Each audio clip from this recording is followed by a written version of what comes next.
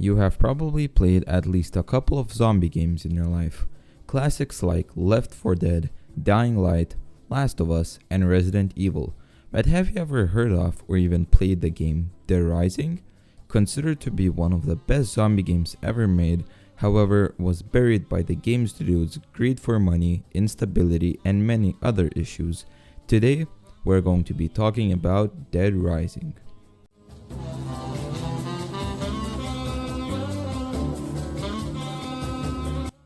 Dead Rising was created by Keiji Inafune and was developed by Capcom and released on August 8, 2006 on the Xbox 360. The game was a huge success and as of March 31, 2021 has 1.8 million copies sold worldwide. The game was also accepted as a game that broke the limits of the Xbox 360, as no one had ever seen so many zombies on screen at once before. It was a technologically revolutionary game. The game even won the award Best Action Game in the Spike Video Game Awards in 2006.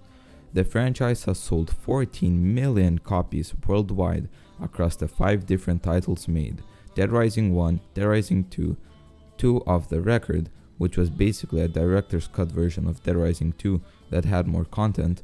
There was also Dead Rising 3 and 4. So now that we know the success of the game, we can move into the content itself.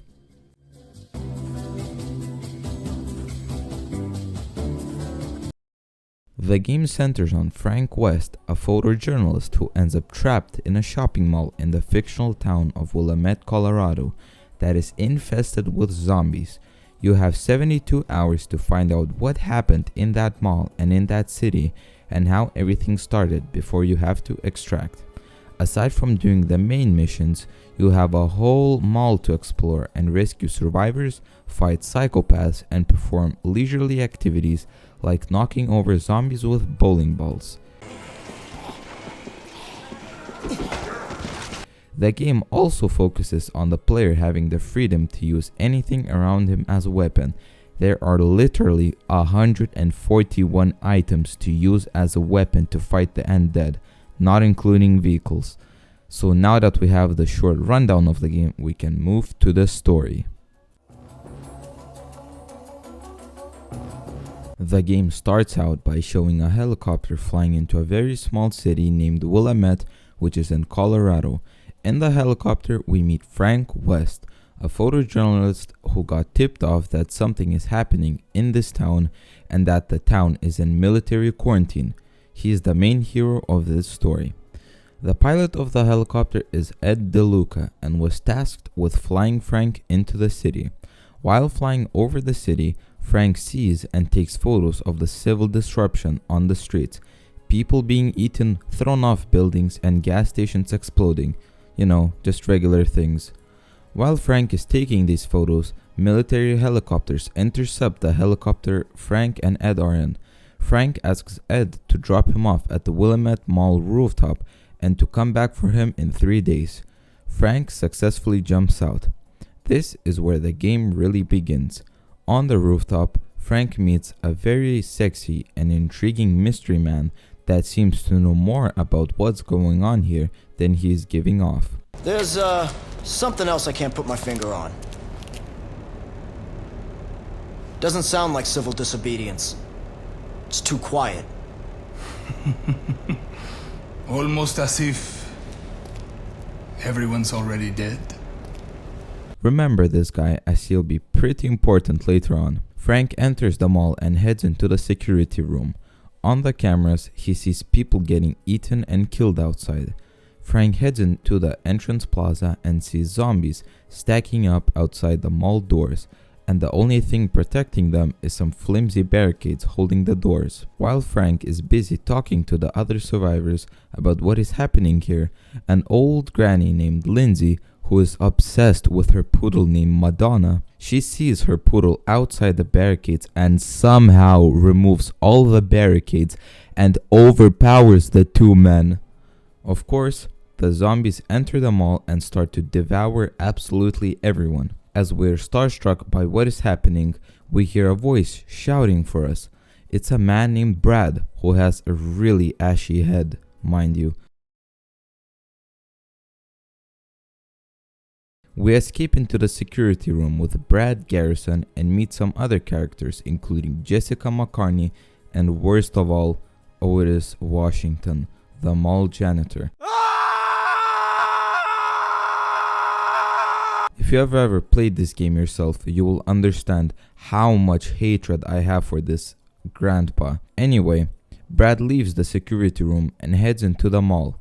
We soon leave also and meet our first rescuable survivors of the game, Jeff and Natalie. Be grateful for how easy it is to escort them, as the survivor AI in this game was literally made by brain-dead infants. I'll talk about this more in the gameplay sector of this video. We head into the mall and meet Jessica, who almost shoots us in the face. She injures her ankle and tells us that we have to go and save Brad, who is in a gunfight with an assailant in the food court. This is the very first mission of the game. We head into the food court and see Brad being shot at by, you guessed it, the hot guy from the beginning. This is the very first psychopath we meet in the game. Psychopaths, for those who don't know, are normal people that have gotten insane during the outbreak from seeing all of this death and carnage. We help Brad, and the hot guy, whose name is Carlito Keys, escapes with a very handy rappelling rope. At this point, we have understood that the hot guy is not so hot and that he is actually a bad guy. We talk to Brad and find out that he and Jesse are actually DHS agents that are here to find a man named Dr. Barnaby. We saw this person while we were in the entrance plaza, mind you. Frank and Brad strike an alliance, and Frank shows Brad that Barnaby is locked away in a bookstore. Barnaby refuses to be escorted to safety, forcing the two to return to the security room. We see someone dragging Dr. Barnaby on the security cameras in the entrance plaza, so Frank and Brad decide to go there and rescue him. They get into a gunfight with, guess who? Yeah, it's Carlito. This time he has a fucking 50 cal sniper rifle. Small whoops from the devs. Carlito has a 50 cal sniper but continually fires it like he has a semi-auto rifle. Alright, I'ma stop being a nerd now. Frank and Brad manage to defeat Carlito, but Brad gets shot in the leg and Carlito escapes. Frank carries Barnaby back to the security room as Brad follows.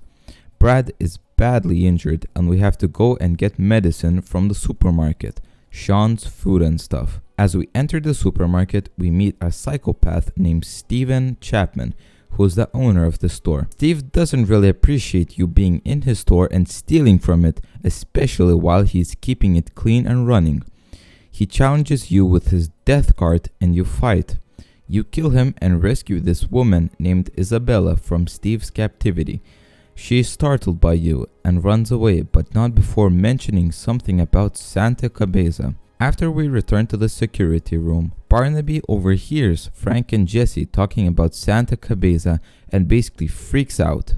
Frank, being nosy, gets the door closed on him, and the answer of what Barnaby has to do with Santa Cabeza, at least for now, is gone. He heads back to the security room and notices the same Isabella woman on the security cameras next to the supermarket with a motorcycle. We head over to the supermarket.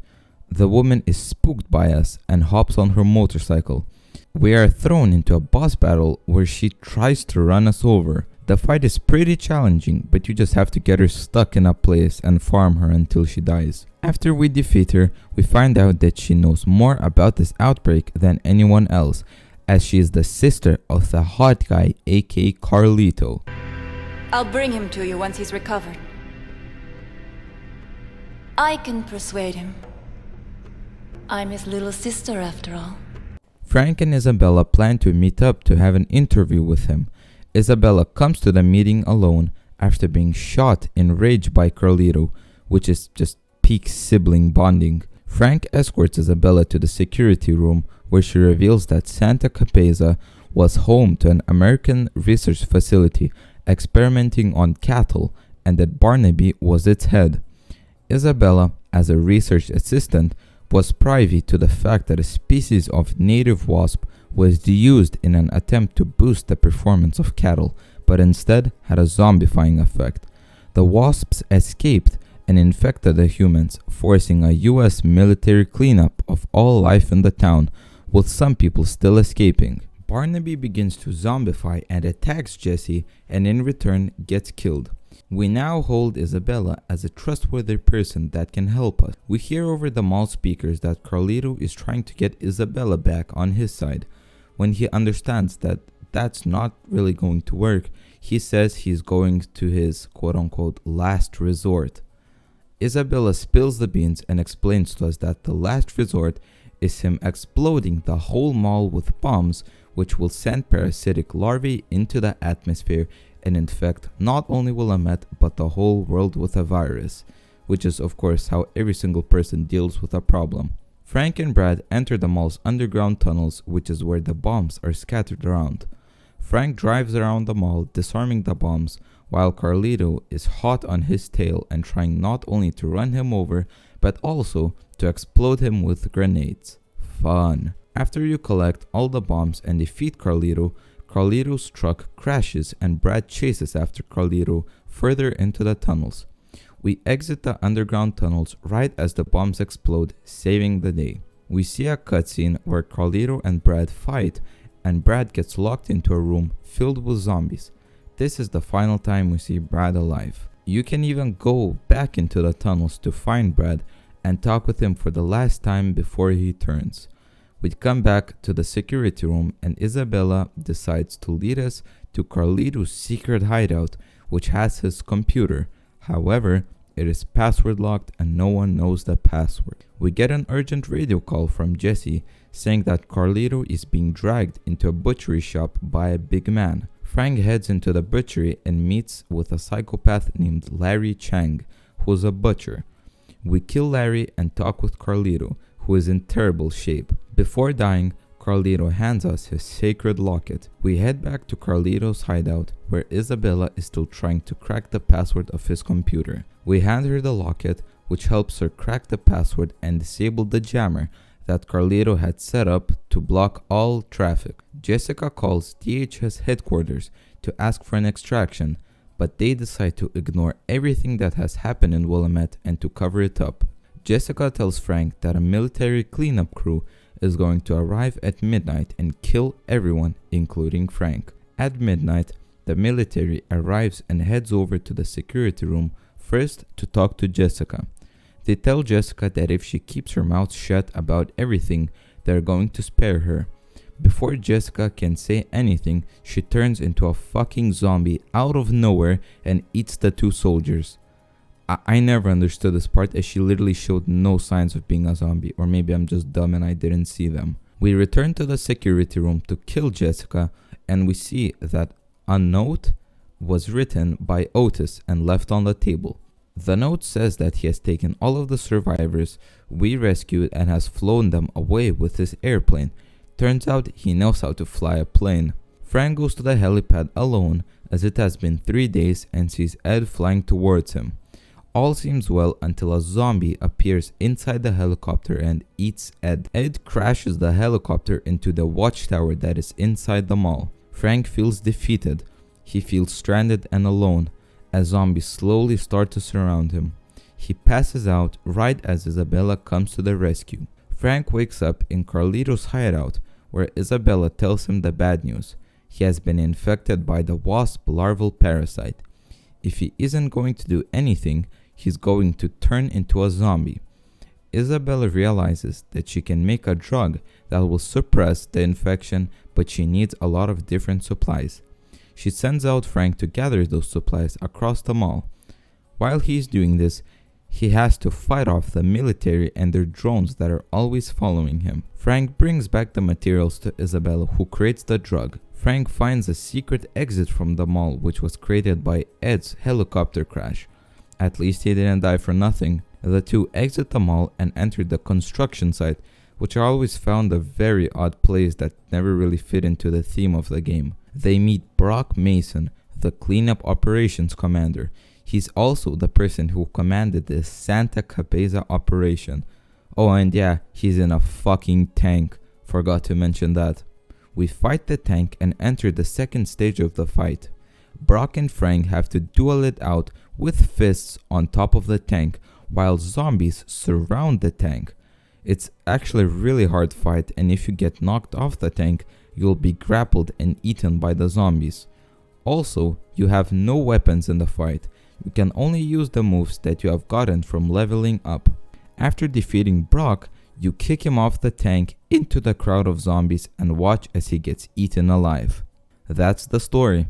It's a long story, not even including the side missions that you can do, but it's a really unique and interesting story, especially knowing this is a zombie game. You actually care for the characters and feel something when they get killed, except for you, Otis. I hope your plane crashed. There are 6 endings to the story, and which ending you get depends on certain actions that you did as a player, like failing missions, failing to do them under a certain amount of time, and other criteria. The endings are Ending A, Ending B, Ending C, Ending D, Ending E, and you guessed it, Ending F. I'm not going to go too in depth about each ending and how to get it, but most of them consist of you failing a mission or not meeting the time given to complete the mission. Overall, I really like the story and it always kept me glued to my seat. Now, let's move to the gameplay and what I think of it.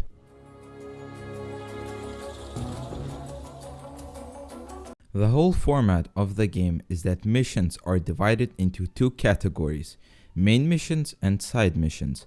All missions in the game are based on the in-game time. Each mission has its own time frame that you can attend to and complete. If you miss it, it's gone forever, and if you want to play that mission, you have to reload a previous save.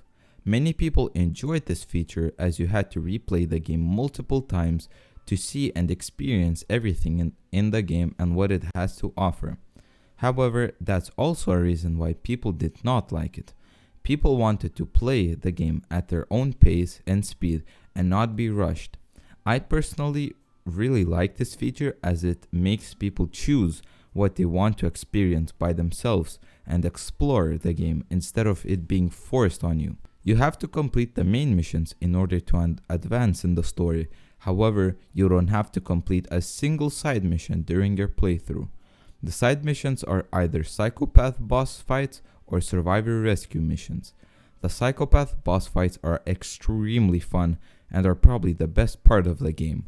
Seeing freaks like a crazy Vietnam War vet, escaped prison convicts, a sex deviant police officer, and a crazy supermarket owner is very interesting, and fighting them is even more fun. The bosses are pretty hard to fight. However, the game has one weapon that completely unbalances the whole game: the small chainsaw. The small chainsaw is by far the strongest weapon in the game, not even including it having the 3 magazine upgrades that extend its durability to 27 times its normal durability. You get the small chainsaw after you got a call from Otis saying that there is a malfunctioning roller coaster going off. You go to Wonderland Plaza and meet probably the most memorable psychopath of the game, Adam the Clown. He has a wide variety of moves that are all lethal. You can't even shoot at him as he blocks all incoming bullets. Anyway, after you defeat him, from now on, every time you will enter the Wonderland Plaza, there will be one small chainsaw waiting for you. The small chainsaw can kill most bosses in a couple of hits and makes the game a breeze. I never really used the chainsaw when I played the game as it's just too easy and not really even fun to use. By the way, there is an even stronger weapon in the game if you'll believe it. If you pick up a mannequin and throw him against any surface, it will break into pieces. You will see a mannequin torso. That's one of the strongest weapons in the game. It can kill most bosses in 2 or 3 hits.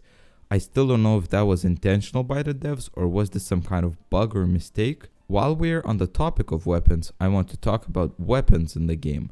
The Dead Rising franchise is very well known for you being a DIY crafting YouTube channel and being able to use anything around you as a weapon. Things like flower pots, shovels, buckets, boomerangs, garbage cans, and much, much more. There are actually 141 items that you can use as a weapon in the game, which is nuts. Even though you're probably never going to use these weapons aside from dire situations like where your small chainsaw breaks, it's still very nice to have these possibilities and options. I also want to mention guns in the game. The guns are nothing really impressive or revolutionary. There are 8 firearms in the game. They don't do much against psychopaths except the real Mega Buster, which can kill a psycho real fast. A big issue that I have with the guns in the game is that you can only shoot them when you're standing still. I am very happy that the devs fixed this in later games. I also have to mention the Survivor AI.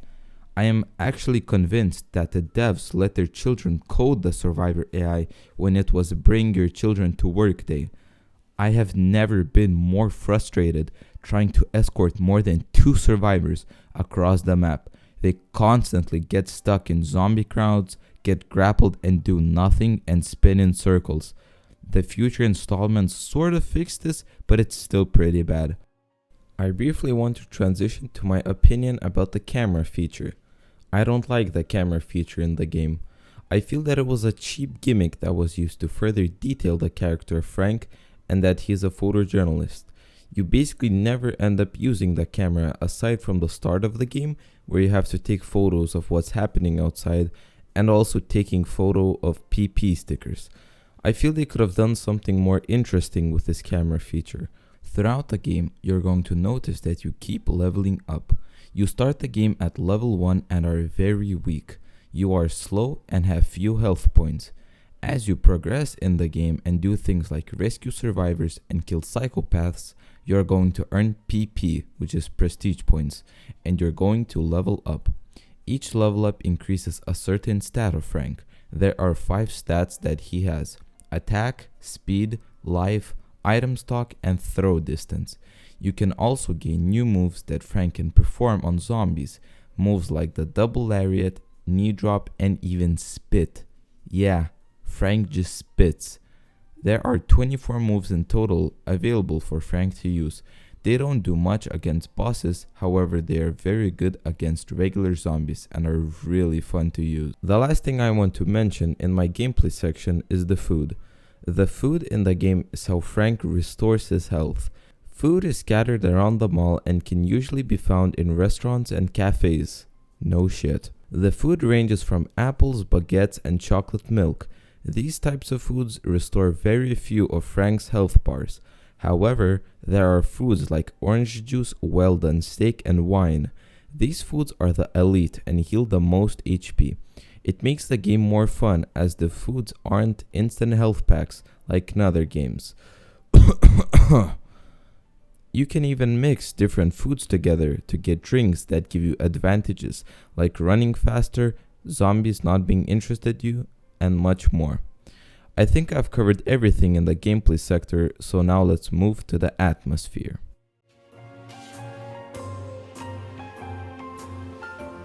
First of all, I want to talk about how perfectly the devs balanced horror and comedy. The game is still scary as there are people dying, being eaten alive, and lots of blood everywhere. But there's also a lot of comedy, like making fun and bullying zombies. You can also get a lot of funny moments while using the camera. The detail in this game is probably like you have never seen before. This is probably the most realistic game I have ever played, aside from Red Dead Redemption 2 and their horse testicle shrinking. Small things like working clocks around the mall, zombie bodies twitching after you hit them or shoot them, book and magazine covers that are fully designed, and many other props around the map. You can even do things like take a frozen and raw piece of steak, find an oven, and put it inside the oven and cook it. Eating the cooked steak will regain more HP for Frank than a raw steak. I would not even think of this as a dev. All of these things help the player immerse themselves into this game and forget that they are actually playing a game. Speaking of immersion, I cannot forget to talk about the music in this game. The Rising soundtrack is my favorite soundtrack out of any game. There is a song for every mood, theme, and situation in the game. The Psychopath themes are very upbeat and energetic and fit the Psychopaths very well, while the mall music calms you down and makes you want to fall asleep. I even have Dead Rising mall music set as my alarm so that when I wake up, I can calmly fall back asleep. So thank you Hideki Okugawa and Marika Suzuki and all the other artists for making the game 1,000 times better. Dead Rising was a revolutionary zombie game that influenced not only zombie media but many other games and franchises. In my opinion, Dead Rising is the best zombie game ever made and is still to this day my favorite game that I have played. If you have never played this game, please do yourself a favor and buy this game. It's released on all modern platforms and consoles. It truly is sad that the Dead Rising franchise has died and has been buried. I hope you enjoyed this video. Yoink out.